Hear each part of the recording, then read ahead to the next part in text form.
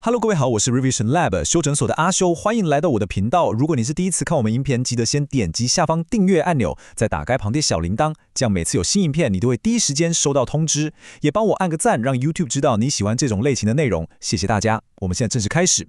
好，今天我们要来聊一个我觉得可能会彻底改变你职涯观念的议题，叫做人生产品化。你是不是常常觉得明明自己已经很努力工作了，但薪水好像就卡在一个不上不下的地方，动弹不得？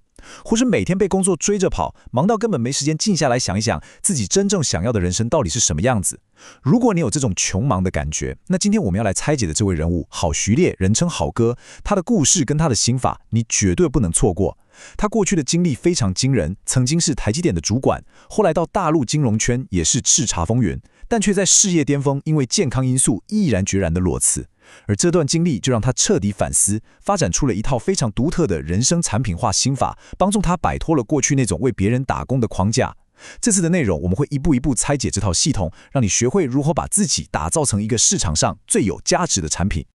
好，我们就直接切入核心了。问大家一个问题哦，你是不是从小到大，其实最怕的根本不是你爸妈，而是那个永远活在你爸妈嘴里的隔壁家的谁谁谁，对吧？考试要跟隔壁班的比，长大工作要跟亲戚的小孩比，薪水啦、职位啦、车子、房子，哇，好像我们的人生就是一场永远跑不完的比较竞赛。那郝哥就一针见血地指出，这就是我们绝大多数人感到痛苦跟迷惘的真正根源。这个比较的框架其实就是一个巨大的陷阱，它会让你去追求社会主流定义的所谓成功，比方说要请大公司，要买车，要买房。但问题是，当你真的达成这些目标之后，你真的快乐吗？还是说那只是一种短暂的满足感，然后很快的你又开始追逐下一个别人眼中的目标了？我们拼了命的努力，结果却只是为了活在别人的期待里，最终把自己变成了一个面目模糊的标准品，而不是一个独一无二的艺术品。好，为了更有系统的拆解郝哥的人生智慧，今天的内容我们会像剥洋葱一样，一层一层深入核心。首先，第一部分我们会先来定义问题的根源，为什么我们的人生会卡关？到底问题出在哪里？接着，第二部分我们会深入解析郝哥提出的核心解法，把自己产品化，这也是今天内容的重头戏。第三，光有方法还不够，你得有热情去执行，对吧？所以我们会谈谈如何透过刻意留白这个技巧，找回你的内在驱动力。第四部分也是最底层的基础，我们会谈谈健康，因为没有了它，前面说的真的都是空谈。最后我们会用一个快问快答，浓缩郝哥的人生智慧精华，给你这几个马上就能用的观念。好，我们马上进入第一部分，人生卡关的根源。好，第一部分我们来深入探讨这个问题的根源，人生为什么会卡关？你可能会觉得原因很复杂，可能是能力不够啊，运气不好啊，或是大环境的问题。但郝哥认为，这一切外在因素不都是重点，真正的问题其实是出在我们的内在设定。答案其实非常简单，就是我们拿错了剧本，活在一个由别人编写的故事里面。郝哥说，无论是人生规划还是理财投资，最多人犯的错就是这件事。我们从小就被教育要望子成龙，望女成凤，但这个龙跟凤的标准往往是社会、是父母、是别人定义的。于是呢，我们就一不小心掉进了一个比较的陷阱。因为目标从一开始就是错的，所以你所有的努力都变成了无效内耗。这在心理学上其实就叫做缺乏内在动机。你想想看，当你做的事情不是发自内心热爱的时候，你就需要消耗大量的意志力去坚持，这就像一颗电池不断在漏电一样。所以你越努力，反而能量消耗得越快，离真正的自己越来越远，最终当然会觉得卡关、倦怠，甚至开始怀疑人生。这里有一个非常棒的比喻，我觉得很值得大家停下来思考一下。郝哥说，如果你是一只猎豹，你的天赋就是跑得快，那你最该做的事情就是在草原上尽情奔驰，对吧？但如果这个社会的标准告诉你，会飞的才是成功的，那你就会拼了命的想学老鹰飞翔。结果呢，你不但飞不起来，还忘了自己原本有多会跑。这就是比较的悲剧。我们每个人都是独一无二的，有着不同的天赋和适合自己的赛道，硬要去跟老鹰比飞行，不止过程很痛苦，更是在浪费自己身为猎豹的天赋。你说是不是？而这种浪费付出的代价，可能远比你想象的更巨大，就像好哥自己的亲身经历一样。这真的不是什么心灵鸡汤，而是好哥用自己的健康换来的血泪教训。他当年在大陆工作5年，跑了140多个城市，可以说是人人称羡的金融圈高管，赚了很多钱。但在身体全面崩溃的那一刻，他才突然醒悟过来。他做了一次人生的资产负债表盘点，才发现自己虽然赚到了财富和地位这些账面上的资产，但却付出了健康这个最核心、最无法取代的净值。他这才明白，原来大家眼中的功成名就，其实是建立在一个极度脆弱的基础上。当健康这个地基一垮，上面所有的建筑都会在瞬间崩塌。这也让他下定决心裸辞，重新去思考人生的投资报酬率到底该怎么计算才对。好了，既然我们已经定义了问题的根源是活在比较的框架里，那到底该怎么破局？重点来了，接下来我们要谈的就是好哥整套思想体系中最核心也具足颠覆性的解法，把自己产品化。这不只是一个概念，而是一套完整的作业系统，可以彻底改变你的职涯。OK， 那到底什么是把自己产品化？听起来好像有点学术，有点复杂，对不对？但你先别急，其实它的概念拆开来看非常简单，意思就是说，我们不要再去看别人了，不要再向外比较了，而是反过来向内去探索，把你身上那些最独特、最有价值的东西，像是你的专业知识啊，你的特殊技能啊，你累积的经验，甚至是你的价值观，把这些无形的东西打包成一个有形的产品。这个概念其实是受到矽谷一位很有名的思想家 Naval Ravikant 的启发。Naval 的核心思想之一就是要摆脱用时间换金钱的陷阱。传统工作就是一份时间卖一次，对吧？但如果你能把自己产品化，你等于是创造了一个资产，而这个资产可以在你睡觉的时候还持续为你创造价值。那要实现这件事的关键就是懂得善用杠杆。那具体要怎么做呢？其实就是2大步骤。第一步也是最 foundational 最基础，但也是最难的一步，就是找到自己。这一步听起来很玄，但其实非常实际。你必须停止在看隔壁家的孩子，把眼光收回来，对自己做一次深度的自我盘点。我到底喜欢什么？我擅长什么？做什么事情会让我进入那种心流状态，废寝忘食？这就是前面说的，猎豹要认清自己是猎豹，而不是老鹰的过程。坦白说，这一步急不得，可能需要很长的时间。但如果这一步没做好，你后面的产品化就会走偏。当你找到了自己的核心价值之后，才能进入第2步，善用杠杆，也就是去想办法用一个系统把你这个价值一次卖给很多人，而不是像传统工作一样，一份时间只能卖给一个老板。那讲到杠杆，主要有3种。第一种就是大家最熟悉的资本杠杆，很直白，就是用钱滚钱嘛，这是传统有钱人的游戏规则。第2种是劳力杠杆，也就是组织一个团队，让别人的时间为你工作，这就是老板的玩法。像马云当初的18罗汉就是一个很经典的例子。好，接下来这一点超级重要，请你一定要专心听，因为它完全颠覆了过去财富创造的游戏规则。第3种杠杆就叫做网络杠杆，或者你也可以说是产品与媒体的杠杆。这可以说是我们这个时代给我们每一个普通人最大的红利。为什么它最强大？关键就在2个字：许可。你想想，前面那2种杠杆都需要别人许可你，对吧？资本杠杆你需要有人给你钱，劳力杠杆你需要有人愿意为你工作。但网络杠杆是无需许可的。你今天写一篇文章，录一段影片，写一行程式码，你不需要经过任何人的同意就可以发布到网络上，而且它的边际复制成本趋近于0，也就是说，服务10个人跟服务10万人，你的成本几乎没有增加。这就是为什么一个 YouTuber 的影响力现在可以超过一家传统媒体公司的原因。很多人可能会觉得，阿修，这套方法是不是只适合那些知识工作者或是自媒体网红啊？其实完全不是。豪哥举了很好的例子，你可以现在就上网搜寻看看，现在有很多很厉害的水电师傅、计程车司机，他们把自己修理水电的专业知识、开计程车遇到的人情世故，无偿的分享在 Facebook 或 YouTube 上。你看，他们其实在做一件非常聪明的事，这背后有一个很清晰的商业逻辑。第一步，他持续输出价值，用自己的专业知识去解决大众的痛点。第二步，他累积注意力和信任。当你持续帮助别人，大家自然就会关注你、相信你。第三步，他建立个人品牌，他不再只是一个无名的师傅，而是大家心中那个领域的专家。最后一步才是商业变现。当信任和品牌都建立起来之后，无论他要开线上课程、接更高价的案子，或是推出自己的产品，都会变得水到渠成。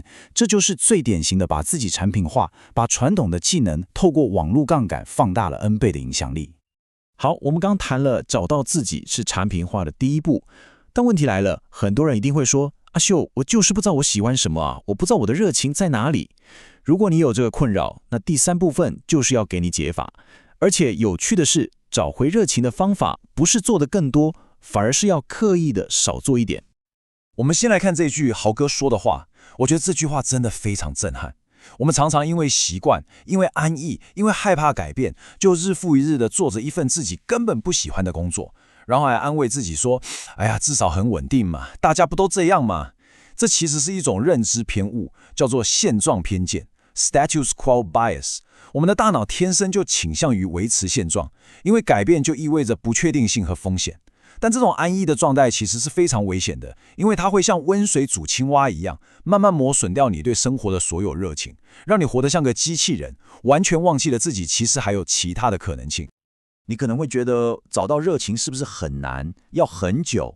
我跟你说，好哥从大陆裸辞回来之后，他坦诚自己整整慌了6年。6年呢，在这段时间里，他也是处于一个很迷惘、很恐慌的状态。我分享这个数字不是要吓大家，而是想让你知道，如果你现在也感到迷惘，这是非常非常正常的过程，连好哥这么厉害的人都经历过。重点不是你慌了多久，而是你从什么时候开始行动。那具体要怎么行动呢？秘诀就是每天在你的行事历上刻意的留白，不用多，5分钟就好。现代人最大的问题就是把行程塞得满满的，一有空闲就觉得心慌，马上想滑手机。但好哥提醒我们，如果你的人生从来没有留白，你就永远没有机会去看见那些你从没看过的东西。这跟原子习惯里的概念其实不谋而合。你不需要做什么伟大的决定，像是明天就辞职去环游世界，你只要每天花的5分钟去做一件跟平常不一样的小事。比方说，你平常只听流行歌，今天就花5分钟去听一首古典乐或爵士乐。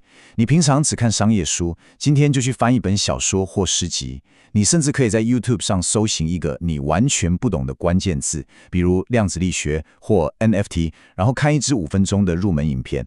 重点不是要你马上变成专家，而是透过这一点点的尝试，去碰撞出新的火花，帮你打开一扇你从来不知道存在的窗。刚好这集内容的采访者初日诊所的宋燕人医师，他自己就是一个最完美的例子。宋医师在事业有成的时候，也曾经碰到了瓶颈，感到空虚跟慌张。当时他已经50几岁了，你知道他做了什么决定吗？他决定回去医院，重新当一个最基层的住院医师。哇，这需要多大的勇气！过程当然非常辛苦，身心俱疲，甚至觉得很窝囊。但他就是这样一步步撑过来。后来因为自己有肥胖问题，开始研究减重，没想到就从好奇一路钻研出了热情，最后发展出我们现在熟知的211餐盘，帮助了无数人。你看，宋医师的故事就是一个最完美的示范。他先是勇敢的留白，离开了原本熟悉的高位，然后透过尝试重新当住院医师，接触到了新的问题。最后，他把自己对减重的热情和专业知识成功的产品化，变成了211摊盘这个影响力巨大的产品。这就是留白与尝试最强大的力量。如果你不跨出那一步，你永远不知道自己潜在的产品是什么。好，我们谈了心法，谈了方法，但这一切都有一个最重要的前提。如果说你的人生是一个作业系统，那健康就是这个系统的底层代码。如果代码出了 bug， 上面跑的任何应用程式，无论多么华丽，最终都会崩溃。所以第4部分，我们要来谈谈这个最根本也最常被我们忽略的地基——健康。我们来看看浩哥当年是如何一步步走向过劳的。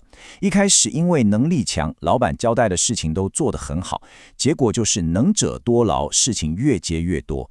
白天做不完怎么办？就牺牲晚上的时间加班，晚上还做不完，就开始牺牲睡眠时间。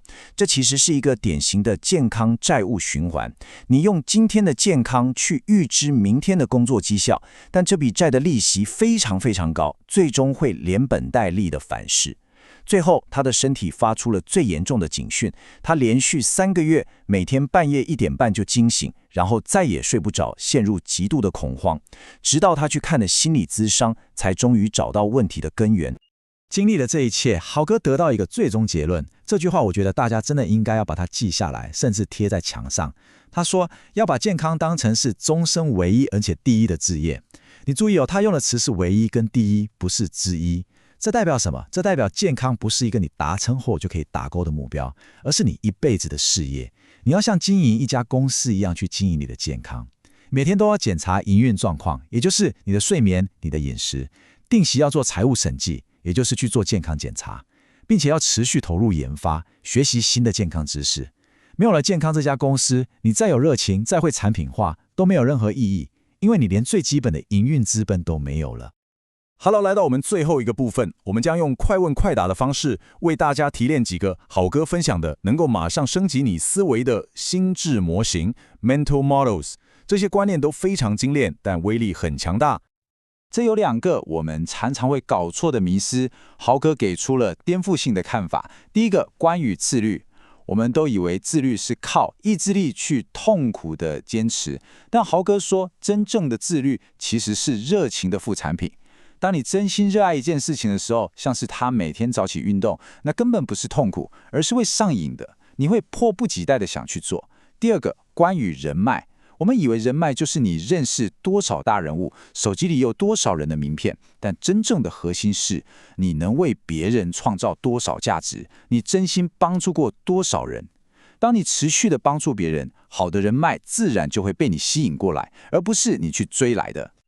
好哥也为不同年龄层的朋友推荐了3本书，我觉得这个书单非常实用。20几岁的朋友可以去看《富爸爸穷爸爸》这本书，最重要的是学习一个思维的转变，不要用我买不起当作句点，而是要用如何才能买得起当作问号去思考解决方案。40岁的朋友他推荐看穷查理的普通商事，学习打破自己专业领域的框架，去建立跨领域的多元思维模型。而50岁以上的朋友可以看《纳瓦尔宝典》，学习如何在累积财富的同时，也追求身心灵的幸福，找到平衡。最后，好哥分享了一个好莱坞影星乔治·克隆宁说过的话，我觉得可以作为今天整个分享的完美注脚。他说，人生最大的失败，不是你做了某件事，结果不如预期，而是当你老了，回头看才发现，早知道年轻的时候我就去试试看了。那种因为从未开始而产生的遗憾，才是最沉重、最无法弥补的失败。所以，我想把这个问题留给大家。当我们走到人生的终点时，我们希望自己的人生故事里充满的是还好我当年有去试，还是充满了无尽的早知道如果。这个选择权其实就在我们今天每一个当下。总结一下今天的重点，其实就是4个你可以从今天开始就去实践的行动承诺。第一，承诺做自己，停止无效的比较，专注在自己的赛道上，当一只快乐的猎豹。第2，承诺产品化，找到你的独特价值，并且勇敢地用网络杠杆把它放大。第3，承诺留白，每天给自己5分钟去探索未知，重新点燃你的热情。第4，也是最重要的，承诺健康，把它当成你人生最重要的事业来经营。今天的内容就到这边，如果你觉得这集有帮助，记得马上点赞加订阅加开启小铃铛，我们正在冲订阅，需要你的支持。我是阿修，我们下次见，拜拜。